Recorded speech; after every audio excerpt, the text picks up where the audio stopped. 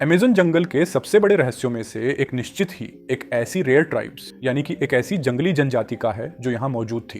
कहानी Percival faucet नाम के एक ब्रिटिश खोजकर्ता की है जो वर्षों तक अमेज़न वर्षावन में घूमता रहा और अक्सर अपने कारनामों के बारे में लिखता रहता था। उनका दावा है कि वह अमेज़न रेन फॉरेस्ट माई मैरिकोक्सी नामक जनजाति के संपर्क में आए थे। वे यह दावा करते हुए बोले कि मैरिकोक्सी काफी ज्यादा बालों वाले प्राणी थे जो अपने धनुष और तीर से उनकी पूरी टीम को डरा धमका रहे थे। फॉसेट ने आगे कहा कि वे संचार यानी कि कम्युनिकेट करते समय केवल घुरघुरा रहे थे, जैसे कि वे उन लोगों के आने से नाखुश हों। फॉसेट ने बहुत सी चीजों की खोज की और वह अपनी साहसिक कहानियों के लिए प्रसिद्ध थे। कुछ लोगों का मानना है कि मैरिकोक्सी सास्क्वाचेस ट्राइब बस इसी जंगल में बसती है। अमेज़न जंगल में वैज्ञानिक पिछले कई दशकों से रिसर्च कर रहे हैं और हर बार उनकी खोज से कुछ नई और हैरानी भरी बातें सामने आती हैं। वैसे तो इस जंगल में पेड़ पौधों की लाखों करोड़ों प्रजातियां पाई जाती हैं।